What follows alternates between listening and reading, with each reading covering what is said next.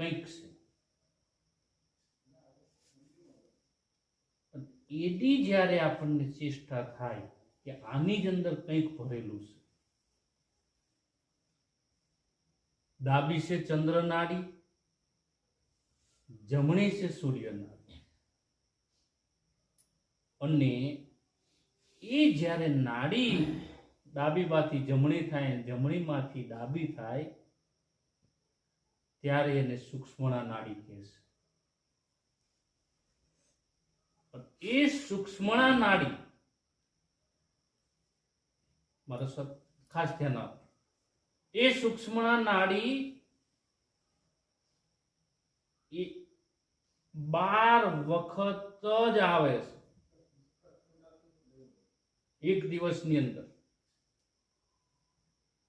જેમ ગંગા સતીએ કીધું ને 21,600 ને કાળ ખાશે, એમ 12 જ વાર સૂક્ષ્મણા નાડી થાય છે.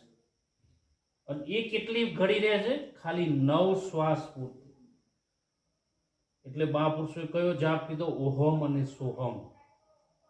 ઓહમ એટલે શ્વાસ લેવો અને સોહમ એટલે છોડવો. ઓહમ સોહમના જાપ જપજો. શ્વાસ લેવો એને ઓહમ કહેવાય, શ્વાસ છોડવો એને સોહમ કહે છે. અને એ સૂક્ષ્મણા જે નાડી જે થાય એને જો ખ્યાલ રહી જાય, એને ખબર પડી જાય કે મારી હવે સૂક્ષ્મણા નાડી થાય છે, તો એના જાપ કયા? અજંપા જાપ પડી જાય. એને પછી કરવું પડે નહીં બીજું કાંઈ.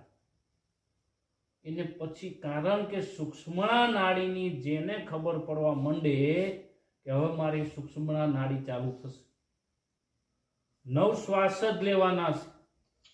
ડાબીમાંથી જમણી થાય ત્યારે પણ 9 શ્વાસ છે, જમણીમાંથી ડાબી થાય ત્યારે પણ 9 જ શ્વાસની સૂક્ષ્મણા નાડી હોય છે.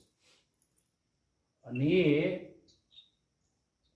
21,600 બાય 12 જ વાર, એક દિવસમાં 12 જ વાર સૂક્ષ્મણા નાડી થાય. તમે એટલે 2-2.5 કલાકનો રેશિયો હોય, તમે ગણતરી ગણશો ને 2.5 કલાક સમથિંગ આવશે.